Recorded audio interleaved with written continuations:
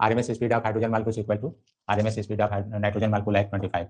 तो इसमें आपने रीड किया था कि भी RMS proportional to root T, उसी में दोनों को इक्वल का है। तो आप जैसे कि इसमें नाइट्रोजन के लिए लिख लीजिए और हाइड्रोजन के लिए, हाइड्रोजन मालिक्यूल्स और नाइट्रोजन। तो यहाँ से हाइड्रोजन का नहीं मालूम है, नाइट्रोजन का आपको दे रखा है, तो 35 प्लस 273 ऐसे, और ये आपको ज्ञात करना है।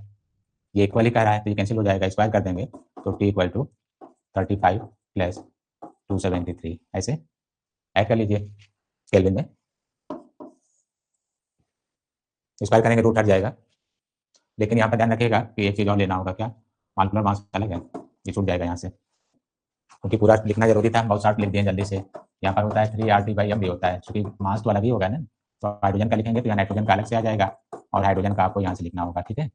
तो इसमें आपको थोड़ा सॉल्व करना पड़ेगा। तो टी इंटू नाइट्रोजन का आप लेंगे यहाँ पर, तो एटम होगा तो अलग होगा, एटम लिख रहा होगा at what temperature RMS speed of hydrogen molecules है, हाइड्रोजन मालिक्यूल। तो इसमें जो है, इसमें ऐसे आप लिखते हैं नाइट्रोजन का 7 और 14 ऐसे, तो इसका हो जाएगा 28 और हाइड्रोजन का आप लिखेंगे, इसको ऐड कर लीजिएगा 5 और 3 8 और यहाँ से 10 और ये 300 ही आ जाएगा। और फिर इसको लीजिएगा 2 ये कैंसिल हो जाएगा 14 ऐसे। तो जब आप स्क्वायर करिएगा तो इधर से 1 और वहाँ आ जाएगा 14T/308। तो टी की वैल्यू 308/14, ठीक है, केल्विन। फिर आप इसको डिवाइड करके लास्ट में आंसर प्रयास करिएगा डिग्री सेल्सियस में। जैसे मान लीजिए जो आ गया ये, उनमें से 308/14 माइनस 273, तो आप जो सॉल्व करेंगे वो डिग्री सेल्सियस में आ जाएगा। तो ये प्रयास करना चाहिए। मालिक्यूल कह रहा है तो एवरेज काइनेटिक एनर्जी मालिक्यूल में आप 3/2 kT लिखिएगा, और इसमें ये ध्यान रखिएगा कि पर डिग्री बोल देगा तो 1/2 कर दीजिएगा। एक बार याद दिला दें आपको, यहाँ से नोट कर लीजिएगा अलग से। जैसे आप शुरू में पढ़े होंगे ये के इक्वल टू 3/2, वहाँ पर आया था RT काइनेटिक एनर्जी 3/2 RT। तो इसको हम लोग इस तरह लिखते हैं काइनेटिक एनर्जी ये F/2 RT। तो यहीं से आपकी गलती होती है, ध्यान रखिएगा क्या गलती होती है एग्जाम में, कि F जो आप लिख रहे हैं ये डिग्री ऑफ फ्रीडम के अनुसार है, सिर्फ यहाँ ये लिखा था ट्रांसलेशन पर मालिक्यूल। तो ट्रांसलेशन में F की अधिकतम वैल्यू 3 ही लेते हैं, चाहे वो कोई भी गैस हो ट्रांसलेशन मोशन में, चाहे CO2 हो, H2 हो, चाहे हीलियम हो, 3/2 लेते हैं।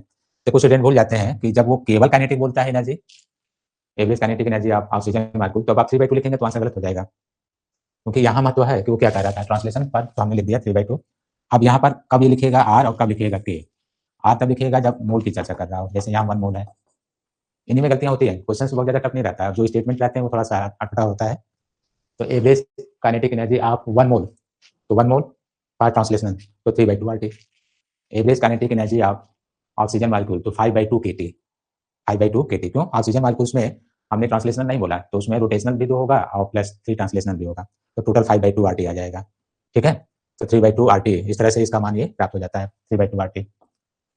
तो आप इसमें इसको रख कर ये क्या करेंगे 3/2 RT, जब आपसे 1 मोल के लिए कहे 1 मोल, और साथ में ये भी कह रहा हो ट्रांसलेशनल, ये जरूरी है,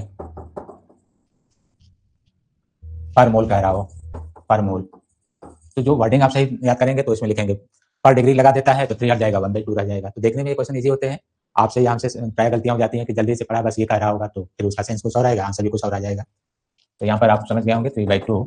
अब के की समस्या है, के कभी बोलते हैं बोल्ट्जमैन कांस्टेंट, तो के की वैल्यू R/n होती है ऐसे, R/n, तो 8.31/एवोगाड्रो नंबर 6.023, तो उसको हम नियर अबाउट ले रहे हैं, इंटू 10⁻23 ऐसे। तो ये माइनस में जाएगा, ये 1.3 के आसपास। जैसे आप 6 से डिवाइड करेंगे तो 1 आएगा, ये 2 बचा, तो फिर आप 2 यहाँ पर ले लेंगे और तो 3 ऐसे, क्योंकि पूरा पूरा जो 4 लेंगे तो कम पड़ जाएगा, तो 1.33 करके हम लोग लेते हैं। तो इसमें जितना दिया रहेगा नहीं तो 1.34 जो भी आप याद किए हों, 33 10⁻23, तो 1.36 जितना आप सॉल्व करके निकाल के देख लीजिएगा, और 0 है तो केल्विन में 273 इतना जूल आ जाएगा। प्रश्न क्लियर हुआ, ठीक है, प्रॉब्लम तो नहीं होगा ना। पीवी इक्वल टू आरटी में, तो पीवी होता है जूल और टी होता है केल्विन, म्यू है मोल, तो यहाँ पे यूनिट में होगा जूल पर मोल पर केल्विन।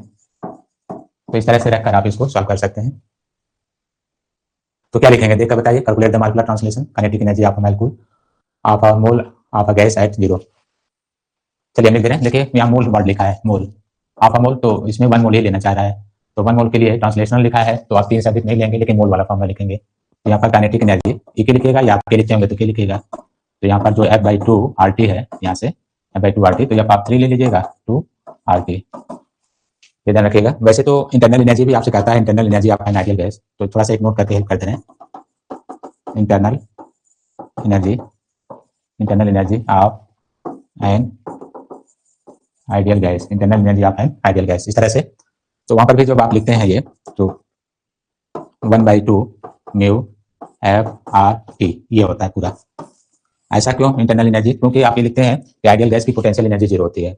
जब आप टोटल एनर्जी लिखते हैं उसमें total energy, total internal energy, तो उसमें आप कहते हैं कि ट्रांसलेटरी या यहाँ पर काइनेटिक लिख रहे हैं, kinetic plus potential energy plus rotational. अगर आपने काइनेटिक इसमें ब्रेक करना हो तो अलग कर सकते हैं, लेकिन दो ही लिख लीजिए, दो इसमें काइनेटिक प्लस पोटेंशियल। तो आप मानते हैं कि पोटेंशियल 0 होता है क्योंकि उनमें कोई अट्रैक्शन फोर्स नहीं आप लेते हैं।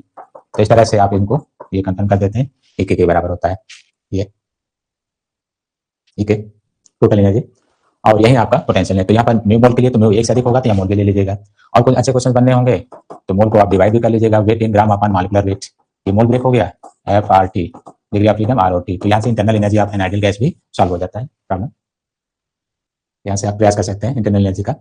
अब जैसे इस क्वेश्चन में तो साफ है कि आप मोल मतलब यहाँ पर 1 मोल, तो आपका म्यू हट गया, और ट्रांसलेटर मतलब 3 ले लिया, और कह रहा था मोल, तो मोल के लिए आर ही लिखेंगे। तो अब आपको 3/2 आर दिया है 8.31 और टी की वैल्यू 273 केल्विन में, क्योंकि वो 0 डिग्री सेल्सियस दिया है। तो इतना जूल आ जाएगा, आप सॉल्व करिएगा, जो आंसर आएगा आप लिखिएगा इसमें, इतना जूल।